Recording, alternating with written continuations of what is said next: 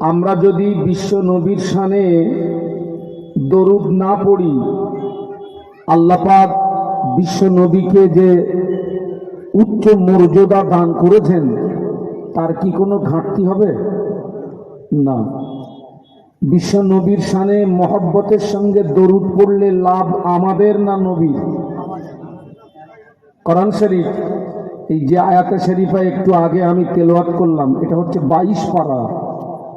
ইন্নাল্লাহা ওয়া মালাইকাতাহু ইউসাল্লুনা আলান নবী।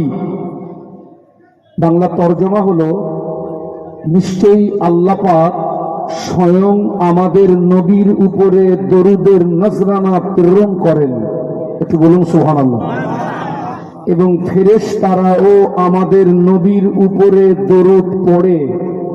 ইউসাল্লুনা, এখানে অনেক আলেম আছে, এটা হচ্ছে ফেলে মোজারে, যেটা বর্তমান এবং ভবিষ্যতের মানে দেয়। তার মানে ফেরেশতারা যতদিন থাকবে ততদিন আমাদের নবীর উপরে দরুদ পড়তেই থাকবে। একটু বলুন সুবহানাল্লাহ। মিশকাত শরীফের একটা রেওয়ায়েতে এসছে, প্রতিদিন আল্লাহ পাক 70,000 ফেরেশতা নাজিল করেন। ওই 70,000 ফেরেশতা আল্লাহ রসুলের মাজার মুকদ্দাসের চারিপাশে ঘিরে দাঁড়িয়ে তাদের নূরের ডানাগুলো মেলে দিয়ে আমাদের নবীর উপরে দরুদ পড়ে। একটু বলুন সুবহানাল্লাহ।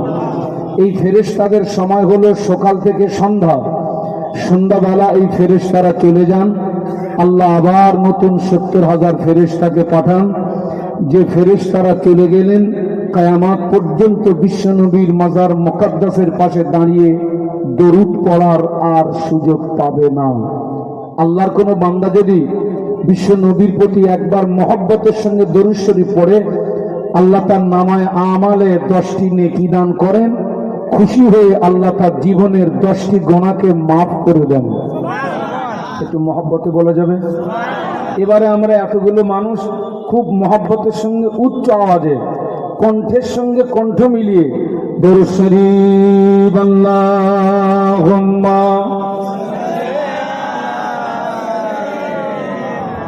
এদিকে হাওয়া আসছে না, হাওয়া তো ওইদিকে যাচ্ছে, হাওয়া তো যাচ্ছে ওইদিকে। मेरे आंखों की पुतली में जलवा मोहम्मद का,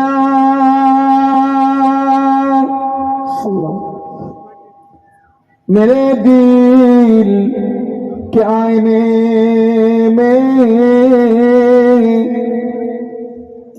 नक्शा है मोहम्मद का। कोई जन्नत में जाएगा, कोई दोज़ख में पहुंचेगा। मदीने की तरफ दौड़ा दीवाना मोहम्मद का। अल्लाहुम्मा, पढ़ो बाबा, खूब मोहब्बत सुनो।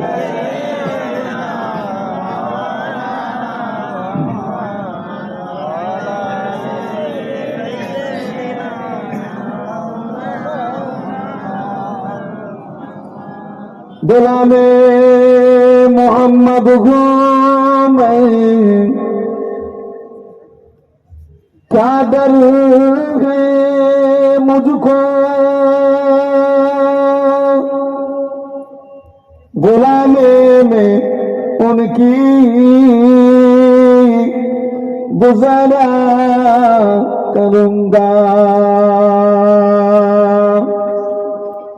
अजल से पड़ा हूँ मैं कदमों में उनकी, जुदाई नगर गिजी गवारा करूंगा। अल्लाहुम्मा,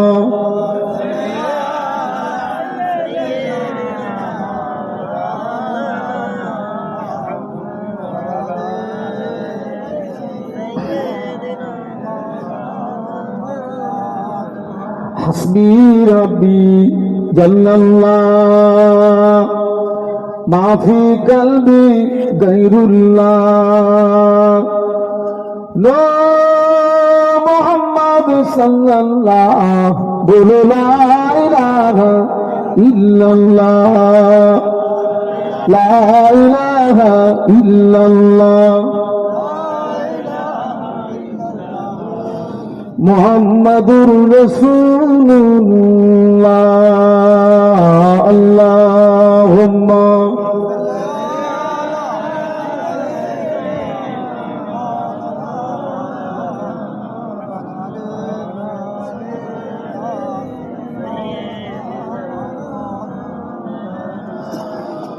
قال الله تعالى في كلامه المجيد الفرقان الحميد بسم الله الرحمن الرحيم يا أيها الذين آمنوا قوا أنفسكم وأهليكم نارا قال رسول الله صلى الله عليه وسلم ألا كلكم راعي وكلكم مسؤول عن رعيته أو كما قال عليه الصلاة والسلام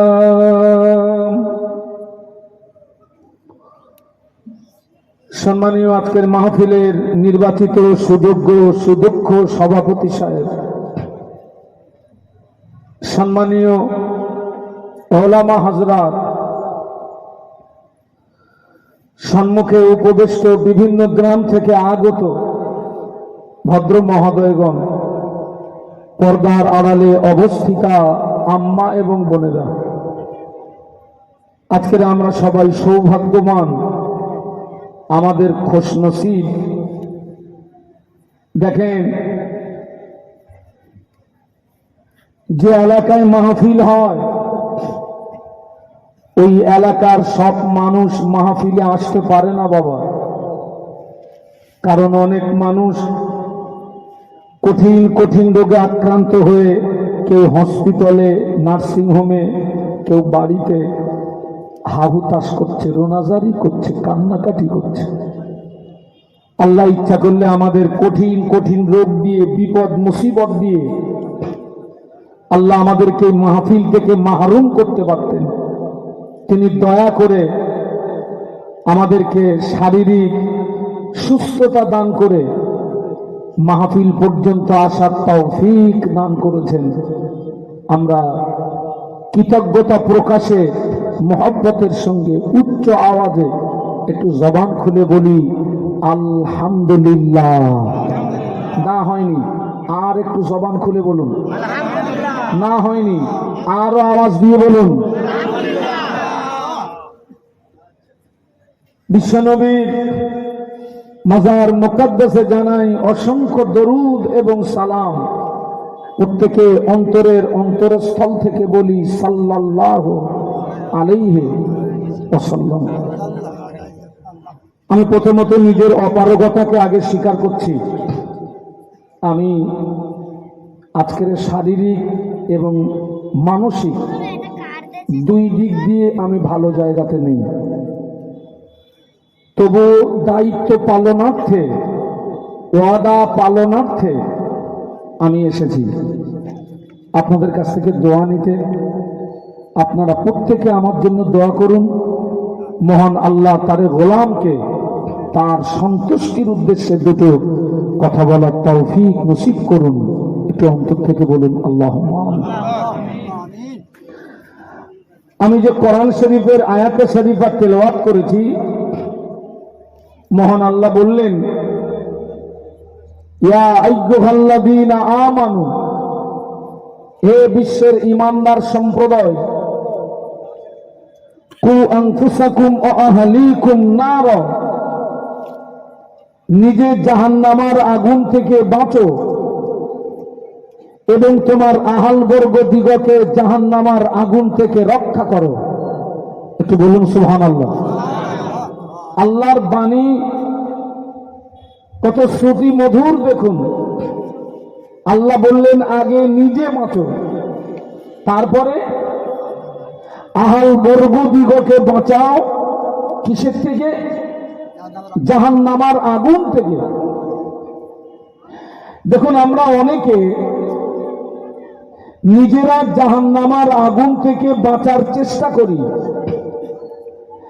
কিন্তু আহালবর্গ দিগকে জাহান্নামার আগুন থেকে বাঁচানোর ব্যাপারে আমাদের অনেকের কোনো ভূমিকা নেই। যেমন আমি 5 ওয়াক্ত নামাজ পড়ি, আলহামদুলিল্লাহ। আমি রমজান শরীফের রোজাটা রাখি, আলহামদুলিল্লাহ। আমি ফরজ হজ করেছি, আলহামদুলিল্লাহ, এবং আমি যাকাতটা দিই। তার মানে আমি ভালো ভালো কাজগুলো করি, আর শরীয়ত বিরোধী কাজ থেকে আমার জীবনকে বাঁচানোর চেষ্টা করি।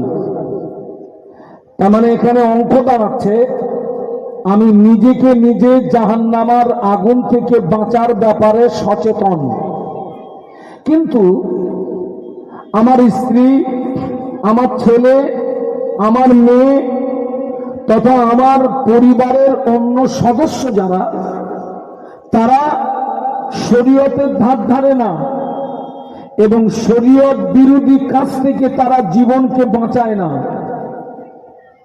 এক কথায় তারা ভালো কাজ করে না, আর শরীয়ত বিরোধী কাজ থেকে তাদের জীবনটাকে বাঁচানোর জন্য চেষ্টাটুকুও করে না। আর আমি যে বাড়ির গার্জিয়ান, আমি আমার ওই বাড়ির অন্য সদস্যদের ভালো কাজের আদেশ করি না, তারা যে শরীয়ত বিরোধী কাজের সঙ্গে সম্পর্ক আমি তার প্রতিবাদটুকুও করি না। তার মানে আমি নিজেকে নিজে নিয়েই ব্যস্ত, আহালবর্গ সম্পর্কে আমার কোনো ভূমিকা নেই। আপনারা শিক্ষিত মানুষ, জ্ঞানী মানুষ, আপনাদেরকে জিজ্ঞাসা করছি, আপনারা বলুন আমার মতো ব্যক্তির জন্য জান্নাতে যাওয়াটা সহজ না কঠিন? একটু সবাই মিলে বলুন। খুব কঠিন। কেন? কিয়ামতের ময়দানে আমার স্ত্রী সম্পর্কে আমাকে প্রশ্ন করা হবে, আমার ছেলে সম্পর্কে আমাকে প্রশ্ন করা হবে, আমার মেয়ে সম্পর্কে আমাকে প্রশ্ন করা হবে। আমি যদি সেখানে যোগ্য জবাব দিতে পারি আমার নসিব ভালো, যোগ্য জবাব যদি না দিতে পারি আমার রব আমাকে পাকড়াও করবে, আমাকে গ্রেফতার করবে। কেন? আল্লাহ রসুল বলেছেন, আলা, সাবধান হয়ে যাও, হুঁশিয়ার হয়ে যাও, কুল্লুকুম রাঈন, তোমরা সকলে এক একজন রাখাল সদৃশ, ও কুল্লুকুম মাসউলুন আন রাঈয়াতিহি। বিশ্বনবী বললেন, ওই রাখালের অধীনস্থ যারা, কিয়ামতের ময়দানে তাদের ব্যাপারে জবাবদিহি করা লাগবে। বিশ্বনবীর এই হাদিসের ব্যাখ্যা হলো, আল্লাহ রসুল যে বললেন তোমরা সকলে এক একজন রাখাল, এই হাদিসের ব্যাখ্যা হলো আমি এখানে যতক্ষণ বক্তৃতা রাখবো আমি আপনাদের রাখাল। আমি যেমন আপনাদের রাখাল, এই মাদ্রাসার শিক্ষক যারা, তারা হলেন এই মাদ্রাসার ছাত্র ছাত্রীদিগের রাখাল। এই গ্রামের মেম্বার যিনি, তিনি হলেন এই গ্রামের জনগণের রাখাল। আর বাড়ির গার্জিয়ান যিনি, তিনি হলেন ওই বাড়ির অন্য সদস্যদিগের, বলুন বলুন, রাখাল। তো আমি যে আপনাদের রাখাল, আমার এখন দায়িত্ব কি? আমার দায়িত্ব হচ্ছে তা'মুরুনা বিল মা'রুফি ওয়া তানহাউনা আনিল মুনকার। আমার দায়িত্ব হচ্ছে সৎ কাজের আদেশ করতে হবে, ঠিক তার পাশাপাশি আমাকে অসৎ কাজের নিষেধ করতে হবে। আপনারা জেনে রাখেন, আজকের আমরা যদি বক্তা হিসাবে আমাদের যথাযথ দায়িত্বগুলো পালন করতাম, আমি শিক্ষক হিসাবে আমার যথাযথ দায়িত্ব পালন করতাম, আমি ইমাম হিসাবে যদি যথাযথ দায়িত্ব পালন করতাম, আমি মেম্বার হিসাবে যথাযথ দায়িত্ব পালন করতাম, বাড়ির গার্জেন হিসাবে আমি যদি আমার যথাযথ দায়িত্ব পালন করতাম, আমার দৃষ্টিতে লক্ষ টাকা খরচ করে মাহফিল দেওয়ার তুলনায় সমাজ আরো বেশি উপকৃত হতো। একটু বলুন সুবহানাল্লাহ, আরো জোরে বলুন। তবে একটা কথা মনে রাখবেন, আমাদেরকে দায়িত্ব পালন করতে হবে ঠিকই, তবে এই দায়িত্বটা যার উপরে অর্পণ করা হবে, দায়িত্বটা যাকে দেওয়া হবে, তাকে আগে যাচাই করার দরকার তিনি দায়িত্ব পালন করার যোগ্যতা রাখেন কিনা। কারণ কোন অযোগ্য ব্যক্তির হাতে যদি দায়িত্ব তুলে দেওয়া হয়, তার দ্বারাতে সমাজের উপকার হওয়ার তুলনায়, বলুন বাবা, ক্ষতি হবে বেশি। আমি একবারও বলবো না যে সমাজের যোগ্য ব্যক্তির হাতে দায়িত্ব নেই, তবে ঘুরিয়ে বলবো প্রতিটি স্তরে স্তরে যোগ্য ব্যক্তির তুলনায় অযোগ্য ব্যক্তির হাতে দায়িত্ব উঠে যাওয়ার কারণে সমাজ পদস্খলন হওয়ার এক নাম্বার কারণ। আপনারা মানেন না মানেন না? প্রতিটি স্তরে স্তরে আপনি জানেন, তামাম পৃথিবীর জমিনে আল্লাহ পাক যত নবী এবং রসুল পাঠিয়েছেন, কোন নবী এবং রসুলকে আল্লাহ পৃথিবীর জমিনে অনার্থক পাঠাননি। প্রত্যেকটা নবী রসুলের উপরে আল্লাহ দায়িত্ব দিয়ে পাঠিয়েছেন। নবীদের টোটাল নবীদের দাওয়াত ছিল একটা, সব নবীদের দাওয়াত একটাই দাওয়াত, সেই দাওয়াতটা হচ্ছে লা ইলাহা। আপনারা কি এতে কাফের নিয়ত করেছেন নাকি? জবান খুলে বলুন লা ইলাহা। সব নবীর একটা দায়িত্ব, আপনার একই দাওয়াত, লা ইলাহা ইল্লাল্লাহ। এই দেখুন, আল্লাহ নবী ইব্রাহিম খলিলুল্লাহ কওমের মানুষের কাছে দাওয়াত দিলেন, পড়ে নাও লা ইলাহা ইল্লাল্লাহ। ইব্রাহিম খলিলুল্লাহ মুসা আলাইহিস সালাম দাওয়াত দিলেন, পড়ে নাও লা ইলাহা ইল্লাল্লাহ। মুসা কালিমুল্লাহ ঈসা আলাইহিস সালাম দাওয়াত দিলেন লা ইলাহা ইল্লাল্লাহ। ঈসা রূহুল্লাহ, ঈসা নবী, মুসা নবী, নূহ নবী, দাউদ নবী, লূত নবী, সালেহ আলাইহিস সালাম, হুদ আলাইহিস সালাম, এনারা হলেন এলাকা ভিত্তিক নবী, গোত্র ভিত্তিক নবী। কোন নবী একটা এলাকার নবী, কোন নবী কোন গোত্রের নবী, কোন নবী ব্যক্তি বিশেষ নবী। আমাদের নবী এলাকা ভিত্তিক নবী নন, গোত্র ভিত্তিক নবী নন, ব্যক্তি বিশেষ নবী নন। আমাদের নবী হলেন বিশ্ব নবী। আর একটু মহব্বতে বলুন, জবান খুলে বলুন, আমাদের নবী কি নবী? মানবের নবী, দানবের নবী, গাছের নবী, মাছের নবী, জমিনের পাথরগুলো পর্যন্ত আমাদের নবীকে দেখে সালাম জানাতো। আমাদের নবীকেও কিন্তু আল্লাহ পৃথিবীর জমিনে অনর্থক পাঠাননি। 570 খ্রিস্টাব্দ 12 রবিউল আউয়াল আল্লাহ পাক বিশ্ব নবীকে পাঠালেন। অবস্থা দেখুন, নবীর যুগটাকে ইউরোপের ঐতিহাসিকরা মূর্খের যুগ হিসাবে আখ্যায়িত করেছিলেন। কিসের যুগ? ঠাস ঠাস করে কথা বলতে পারেন না? কিসের যুগ? মূর্খের যুগ, অন্ধকারের যুগ, বর্বরতার যুগ। কেন বিশ্বনবীর যুগটাকে বর্বরতার যুগ বলা হতো? কেন অন্ধকারের যুগ বলা হতো? কেন আইয়ামে জাহিলিয়াতের যুগ বলা হতো? কেন ওই যুগের মানুষেরা তারা স্রষ্টাকে ভুলে গিয়ে শত শত দেবদেবীর উপাসনা করত।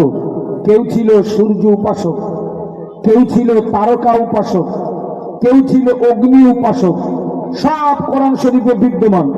বিশাল একটা দল তারা সূর্য পূজা করত, বিশাল একটা দল তারকা পূজা করত, বিশাল একটা দল আগুনকে পূজা করত। যে যুগের মানুষেরা বিপুল ভাবে আপনার সুদের ভিতরে ডুবেছিল, মদের ভিতরে ডুবেছিল, জেনার ভিতরে ডুবেছিল, নারী হত্যার ভিতরে ডুবেছিল, হিংসা বিদ্বেষের ভিতরে তারা ডুবেছিল, ঠিক এই রকম পরিস্থিতিতে আল্লাহ পাক আমাদের নবীকে পাঠালেন মক্কার জমিনে। আল্লাহ রসুল আসলেন, মায়ের গর্ভে আব্বাকে হারালেন, 6 বছর বয়সে মাকে হারালেন, 8 বছর বয়সে দাদুকে হারালেন। বিশ্বনবীর দাদুজি ইন্তেকালের পরে বিশ্বনবীর দেখাশোনার দায়িত্ব নিলেন চাচা আবু তলেব। যে আবু তলেব ছিলেন ওই জমানার কাবার মোতাবাল্লি হাসিম বংশের নেতা, যিনি একজন সম্মানীয় ব্যক্তিত্ব। আল্লাহ রসুল আবু তলেবের তত্ত্বাবধানে থাকাকালীন 40 বছর বয়সে নবুয়ত পেলেন। 40 বছর বয়সে নবুয়ত পেয়ে তিনি গোপনে গোপনে লুকিয়ে লুকিয়ে 3 বছর আত্মীয় স্বজন বন্ধু বান্ধবের কাছে আল্লাহর একাত্মবাদের দাওয়াত পৌঁছে দিলেন। একটু জোরে বলুন, মহব্বতে বলতে পারলেন না?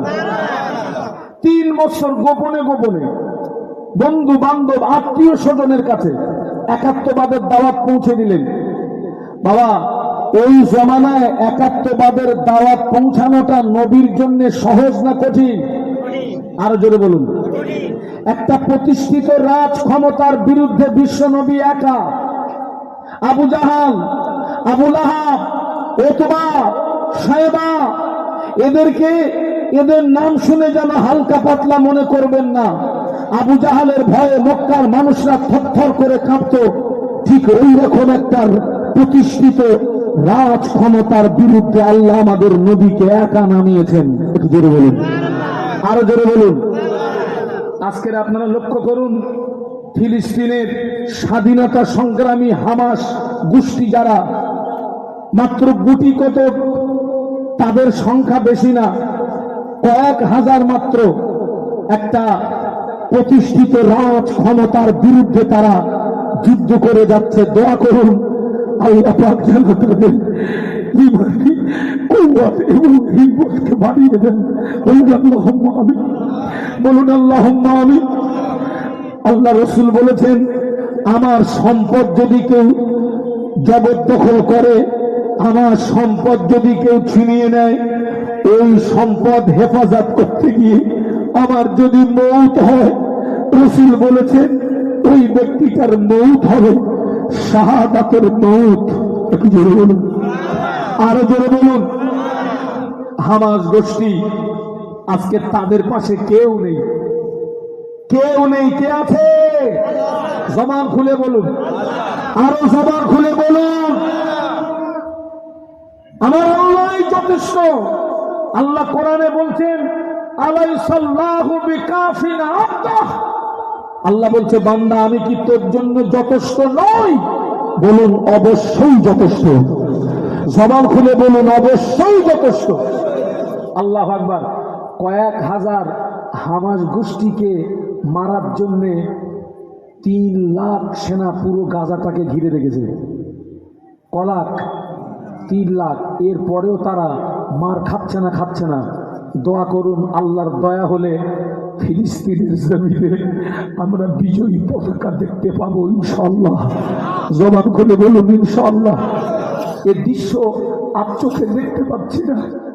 ফুলের মতো নিষ্পাপ বাচ্চাগুলোকে পাখির মতো মেরে দিচ্ছে, পাখির মতো মেরে দিচ্ছে। আপনারা জানেন না, ইসরায়েল হচ্ছে একটা বেজম্মা রাষ্ট্র। কি রাষ্ট্র বলেছি? পিতৃহীন অবৈধ রাষ্ট্র। ও তো ফিলিস্তিনদের জায়গা। আল্লাহ পাক আমাদের জায়গা ফিরিয়ে দিন, বাইতুল মুকাদ্দাস আমাদের ফিরিয়ে দিন। বলুন আল্লাহুম্মা আমিন, বলুন আল্লাহুম্মা আমিন। আল্লাহ রসুলকে একটা প্রতিষ্ঠিত রাজ ক্ষমতার বিরুদ্ধে আল্লাহ একা নামিয়েছেন। 3 বছর তিনি গোপনে গোপনে আত্মীয় স্বজন বন্ধু বান্ধবের কাছে একাত্মবাদের দাওয়াত পৌঁছালেন।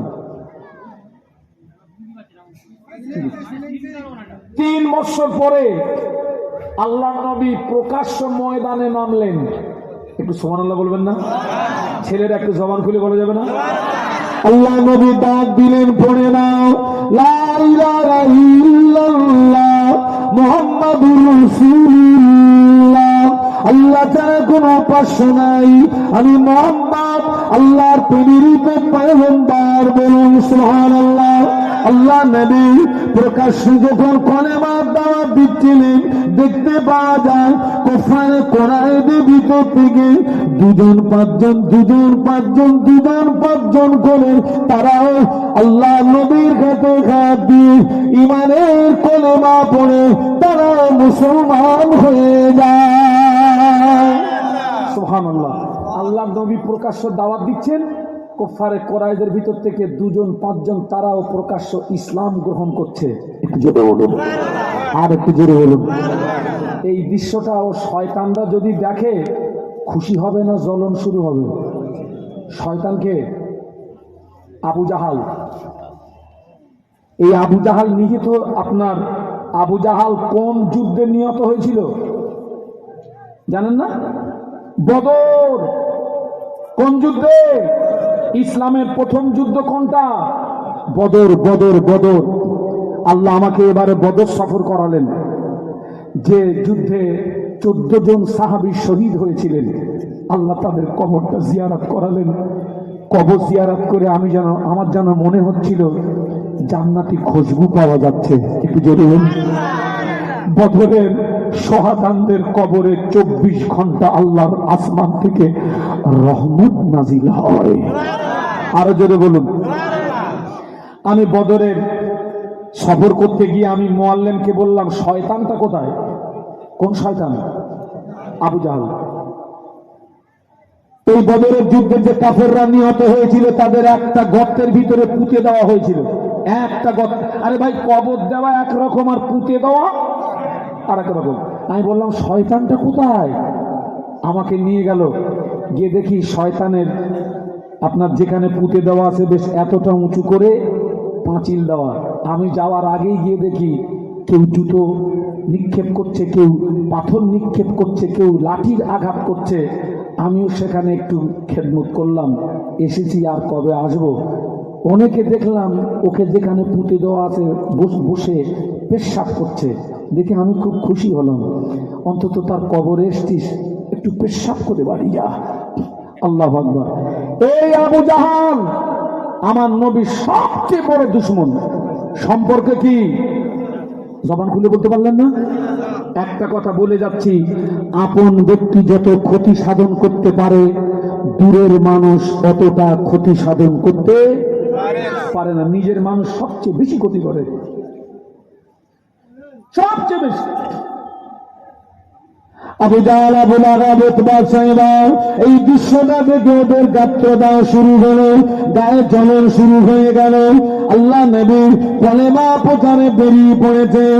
আবু জাহাল, আবু লাহাব, উতবা, সাইবা আল্লাহ নবীর গার্জিয়ান, আল্লাহ নবীর চাচা আবু তালেবের কাছে যে বলে, আবু তালেব তুমি তোমার ভাইপোকে বলো না, তোমার ভাইপো যদি মক্কার নেতা হতে চায় আমরা তাকে নেতা বানিয়ে দেব। তোমার ভাইপো যদি মক্কার সবচেয়ে বড় ধনী হতে চায় আমরা তাকে ধনী বানিয়ে দেব। তোমার ভাইপো যদি মক্কার সবচেয়ে সুন্দরী নারী পেতে চায় আমরা তাকে সুন্দরী নারী দেব। তবে সত্য হলো কলেমা প্রচারটা যেন না করে। ও আবু তালেব, তোমার ভাইপো আমাদের দেওয়া দাবি মেনে নি, কলেমা প্রচার বন্ধ করে তো ভালো, এরপরে যদি কলেমা প্রচার বন্ধ না করে আমরা তোমাকে হুঁশিয়ারি দিচ্ছি, আজকের থেকে তুমি তোমার ভাইপোকে আর আশ্রয় দিতে পারবে না। আজকের থেকে তুমি যদি আশ্রয় দাও আমরা তোমার বিরুদ্ধে যুদ্ধ ঘোষণা করব। ওরা আবু তালেবকে হুইপ জারি করে বাড়ি থেকে অঙ্ক কষতে আবু তালেবকে যা বলে এসেছি সিদ্ধান্ত একটা নিতে হবে। আল্লাহ নবী কলেমার দাওয়াত দিয়ে বাড়ি ফিরলেন। আবু তালেব আমার নবীকে নির্জন কক্ষে ডেকে নিয়ে বললেন, বাবা মুহাম্মদ তোমার জন্য খুশি সংবাদ। আল্লাহ নবী মনে করলেন কোন বেঈমান মনে হয় ইসলাম গ্রহণ করেছে। বাবাজি, একটা কাফের যদি ইসলাম গ্রহণ করে আল্লাহ নবীর বুকটা যেন 50 হাতের মতো লম্বা হয়ে যেত। যদি বলতে পারলেন না, তাকবীর দেন, নারে তাকবীর। আল্লাহ নবী মনে করেছেন মনে হয় কেউ ইসলাম গ্রহণ করেছে। চাচা যান, কি খুশির সংবাদ। আবু তালেব বলে, বাবা মক্কার বিশিষ্ট ব্যক্তিরা বলে গেল, তুমি যদি মক্কার নেতা হতে চাও তারা তোমার নেতা বানিয়ে দেবে, ধনী হতে চাইলে ধনী বানিয়ে দেবে, সুন্দরী নারী চাইলে নারী দেবে, তবে শর্ত হলো কলেমা প্রচারটা করা যাবে না। আল্লাহ নবী জবাব দিয়েছিলেন, ও আমার চাচা যান, আপনি ওদেরকে বলে দিন যদি ওদের দ্বারা তো সম্ভব নয়, ওরা যদি আমার এক হাতে আসমানের চাঁদ এনে দেয়, অপর হাতে যদি আসমানের সূর্য এনে দেয়, এক হাতে আসমানের চাঁদ অপর হাতে যদি আসমানের সূর্য এনে দেয়, তথাপি মোহাম্মদ আল্লাহর দেওয়া দায়িত্ব কলেমা প্রচারটা বন্ধ করতে পারবে না। যেটা বলতে পারলেন না, সবার খুলে বলতে পারলেন না, তাকবীর দেন, নারে তাকবীর। এর নাম নবী, এর নাম কি? ওরা আমাকে নেতা বানিয়ে দেবে, ধনী বানিয়ে দেবে, সুন্দরী নারী দেবে, ওটা মামুলি ব্যাপার। আপনি ওদের বলে দেন যদি ওদের দ্বারা তো সম্ভব নয়, আমার এক হাতে যদি আসমানের চাঁদ এনে দেয়, অপর হাতে যদি আসমানের সূর্য এনে দেয়, তথাপিও মোহাম্মদ আল্লাহর দেওয়া দায়িত্ব কলেমা প্রচারটা বন্ধ করতে পারবে না। আল্লাহ রসুল কার দেওয়া দায়িত্ব পালন করছেন? আল্লাহু আকবার। আবু তালেব বলছে, বাবা তুমি যদি কলেমা প্রচারটা বন্ধ না করো, মনে হয় আজকের থেকে আমি তোমাকে আর আশ্রয় দিতে পারবো না বাবা, কারণ এরপরে যদি আমি তোমাকে আশ্রয় দিই ওরা আমার বিরুদ্ধে যুদ্ধ ঘোষণা করবে। আমি বৃদ্ধা হয়ে গিয়েছি, বুড়ো হয়ে গিয়েছি, আমাকে বৃদ্ধা বয়সে তুমি জেহাদের মোকাবেলায় নিয়ে যেও না, আমি পারবো না বাবা। একটা কথা জেনে রাখবেন, ন্যায় ও সত্যের উপরে দাঁড়িয়ে থাকতে গেলে আপনার পিতা, আপনার মাতা, আপনার স্ত্রী, আপনার ছেলে, আপনার মেয়ে, আপনার বন্ধু বান্ধব, আপনার প্রতিবেশী সব আপনার থেকে সরে যেতে পারে। এরপরে যদি আপনি মজবুতির সঙ্গে ন্যায় ও সত্যের উপরে দাঁড়িয়ে থাকতে পারেন, ওই সময় আল্লাহর পক্ষ থেকে আপনার উপরে রহমত নাজিল হবে। মনে হয় আজকের থেকে আমি তোমাকে আশ্রয় দিতে পারছি না। আল্লাহ নবী কেঁদে ফেললেন। আল্লাহ নবী কাঁদতে কাঁদতে বলেছিলেন, চাচা যান, চাচা যান, আমি মায়ের গর্ভে থাকাকালীন আব্বাকে হারালাম 6 বছর বয়সে, মাকে হারালাম 8 বছর বয়সে, দাদুকে হারালাম, সেখান থেকে আপনার তত্ত্বাবধানে ছিলাম। চাচা যান, চাচা যান, সারাদিন মক্কার মানুষেরা আমায় কত দুধ চাই করে, সারাদিন মক্কার মানুষেরা আমায় কত গালি দেয়, সারাদিন পরে আমি যখন আপনার কাছে ফিরে আসি আপনি আমাকে একবার মোহাম্মদ বলে ডাকার সঙ্গে সঙ্গে সারাদিনের কষ্ট নিবারণ হয়ে যায়, সারাদিনের কষ্ট মুছে যায়। চাচা যান, আজকেরই যদি আপনি আমাকে আশ্রয় না দেন, আজকেরই যদি আপনি আমাকে জায়গা না দেন, আমি মোহাম্মদের জন্য পৃথিবীর জমিনে মোহাম্মদের পাশে দাঁড়ানোর মতো কেউ নাই, পৃথিবীর জমিনে মোহাম্মদের চোখের পানি দেখার মতো কেউ নাই, পৃথিবীর জমিনে মোহাম্মদের আহা বলার মতো কেউ নাই। চাচা যান, আপনি আমাকে আশ্রয় দেবেন কিনা, আপনি আমাকে জায়গা দেবেন কিনা, ওটা আপনার ব্যক্তিগত ব্যাপার, তবে আপনি আমাকে আশ্রয় দেন আর না দেন, আমি মোহাম্মদ আল্লাহর দেওয়া দায়িত্ব আমি কলেমা প্রচারটা বন্ধ করতে পারবো না। যেটা বলতে পারলেন না, মহাব্বতে বলতে পারলেন না। এতদিন জানতাম আমার পাশে কেউ থাকার না থাক আমার চাচা ছিলেন, আজকের থেকে জানবো আমার কেউ নেই, তাই বলে আল্লাহর দেওয়া দায়িত্ব থেকে আমি এড়াতে পারবো না। একটু জোরে বলুন। যতই হোক ভাইপো তো, চাচা ভাইপোর ভিতরে একটা আন্তরিক টান থাকে না, থাকে না? আবু তালেব কেঁদে ফেলেছে। আহা, আবু তালেব কাঁদতে কাঁদতে বলেছিলেন, বাবা মোহাম্মদ কষ্ট নিও না বাবা, দুঃখ নিও না বাবা, রোনাজারি করো না বাবা, যা আমি তোমায় হুকুম দিয়ে দিলাম, যেটাই তোমার ইচ্ছা সেটাই তুমি কলেমা প্রচার করো, যেটাই তোমার ইচ্ছা সেটাই তুমি কলেমার দাওয়াত দাও। আবু তালেব যতদিন পৃথিবীতে জীবিত আছে দেখে নিতে চায় মক্কার কোন শক্তি মুহাম্মদকে ক্ষতি করতে পারে। ওই দিনে বিশ্বনবী কান্না ভরা চোখে ঘেঁষে ফেলেছিলেন। সুবহানাল্লাহ। আজকে থেকে খোলা অর্ডার, আল্লাহ রসুল মক্কাবাসীদের উপকার করছিলেন না ক্ষতি করছিলেন? ওরা তো জাহান্নামার ভিতরে পড়ে হাবুডুবু খাচ্ছিল। আল্লাহ রসুল ওদেরকে জাহান্নামার ভিতর থেকে হাত ধরে টেনে তুলে জান্নাতের রাস্তা দেখাচ্ছিলেন। এই অপরাধে বিশ্ব নবীকে 13 বৎসর মার খেতে হলো, গায়ে রক্ত দিতে হলো, চোখের পানি দিতে হলো। শেষ পর্যন্ত গভীর রাতে তার জন্মভূমিটা ছেড়ে দিয়ে কাঁদতে কাঁদতে মক্কা থেকে মদিনাতে হিজরত করতে হলো। তথাপিও তিনি আল্লাহর দেওয়া দায়িত্ব থেকে কিঞ্চিত পরিমাণে দূরে সরে যাননি। একটু জোরে বলুন বাবা। অ্যাজ এ উম্মাত হিসাবে নবীর ওই চরিত্রটা, আদর্শটা আমাদের মধ্যে থাকার দরকার আছে না নেই? কিন্তু সেই আদর্শ, সেই চরিত্র আজকের আমাদের কটা মানুষের ভিতরে আছে? সে আদর্শ, সেই চরিত্র আল্লাহ কোরআনে বলেছেন, লাকাদ কানা লাকুম ফি রাসূলিল্লাহি উসওয়াতুন হাসানাহ। জবান খুলে বলুন আল্লাহু আকবার। আর জবান খুলে বলুন আল্লাহু আকবার। সেই আদর্শ ছিল আমার আপনার পীর ও মুর্শেদ ফুরফুরা শরীফের মুজাদ্দিদে জামান জানার নামকরণে এ মাদ্রাসা মুজাদ্দিদে জামান দাদা হুজুর পীর কেবলা রহমাতুল্লাহ আলাইহি, যার ভিতরে সেই নবীর আদর্শ পূর্ণাঙ্গ আমরা দেখতে পেয়েছি। একটু জোরে বলুন।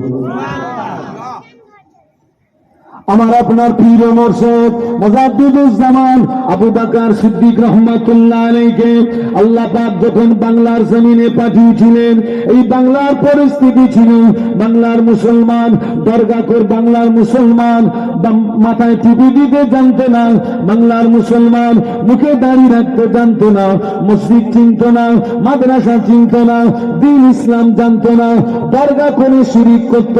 বাংলার মুসলমান লক্ষ্মীর গলায় ধান দিত, বাংলার মুসলমান মনসার দানা দিত। মুজাদ্দিদে জামান চিন্তা করলেন, আমি আবু বকর, আমি যদি ঘরের ভিতরে নামাজ রোজা তাসবিহ তেলাওয়াত জিকির আজকার মুরাকাবা মুশাহাদা করে কাটিয়ে দেই, বাংলার মুসলমান যদি ঈমান হারা হয়ে মারা যায়, বাংলার মুসলমান যদি বেঈমান হয়ে মারা যায়, আমি আবু বকর আমি কিয়ামতের ময়দানে আল্লাহ পাকের দরবারে কি মুখ দেখাবো? ওই কথা মনে করে কোরআন শরীফের ওই আয়াতের উপরে আমল করতে গিয়ে ইয়া আইয়ুহাল্লাযীনা আমানু কু আনফুসাকুম ওয়া আহলিকুম নারা, ওই আয়াতের উপরে আমল করতে গিয়ে আল্লাহর নবীর হাদিস আলা কুল্লুকুম রাইন ওয়া কুল্লুকুম মাসউলুন আন রাইয়াতিহি, ওই হাদিসের উপরে আমল করতে গিয়ে তিনি বাবাজি তামিলনাড়ুর কন্যাকুমারী থেকে শুরু করে বাংলাদেশের বরিশাল, কোথায় তামিলনাড়ুর কন্যাকুমারী, কোথায় বাংলাদেশের বরিশাল, কখনো পায়ে হেঁটে, কখনো গরুর গাড়িতে চেপে, কখনো পালকিতে চেপে, দুই হাত দিয়ে বাংলার জমিন থেকে শিরিক বিদআত উৎখাত করে তিনি বাংলাকে একটি গোলাপ ফুলের বাগান তৈরি করেছিলেন। বলতে পারলেন না? মুজাদ্দিদে জামান নিজে জাহান্নামার আগুন থেকে বেঁচেছিলেন, আর আহালবর্গকে জাহান্নামার আগুন থেকে বাঁচাতে গিয়ে ছুটেছেন কোথায়? তামিলনাড়ু টু বাংলাদেশের বরিশাল। কিসে কিসে বলেছি? পায়ে হেঁটে, গরুর গাড়ি, পালকিতে চেপে, দুই হাত দিয়ে বাংলার জমিন থেকে শিরিক বিদআতকে উৎখাত করে তিনি বাংলাকে একটি গোলাপ ফুলের বাগান তৈরি করেছিলেন। একটু জোরে বলুন। আজ আমাদের মাথায় টুপি, আমাদের মুখে দাঁড়ি, আমরা মসজিদ চিনেছি, মাদ্রাসা চিনেছি, দ্বীন ইসলাম চিনেছি। এই অবদান হলো মুজাদ্দিদে জামানের রেখে যাওয়া অবদান, তার 5 কলিজার টুকরা দিকে রেখে যাওয়া অবদান। এই অবদান হলো তার প্রধানতম খলিফা আল্লামা রুহুল আমিন রহমাতুল্লাহ আলাইহির 2 হাত দিয়ে লেখা কিতাবের অবদান। একটু জোরে বলুন মহব্বতে বলতে পারলেন না? তানাদের ধান্দা শুধু এই ছিল না যে নিজে বাঁচব, তানাদের ধান্দা ছিল নিজে জাহান্নাম থেকে বাঁচব এবং আহাল বর্গকে বাঁচাবো। আর আমাদের টার্গেট নিজে বাঁচলে বাপের নাম। বাবা জান্নাতে যাওয়া যাবে তো কঠিন হয়ে যাবে।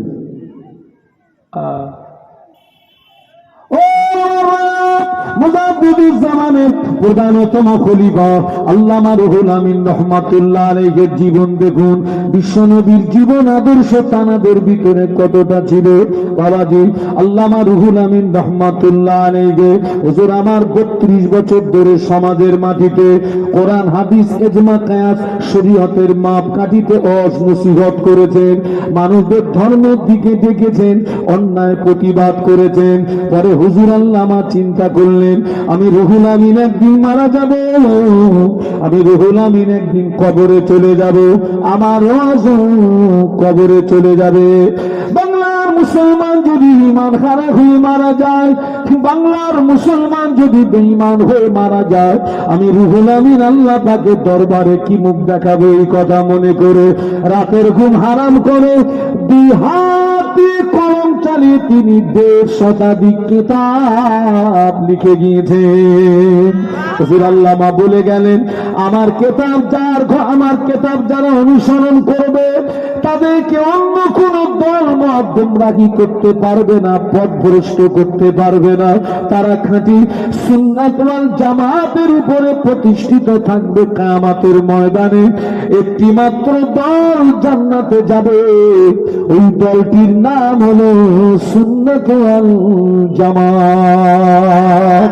আরো জোরে বলুন সুবহানাল্লাহ, আরো মহব্বতে বলুন সুবহানাল্লাহ।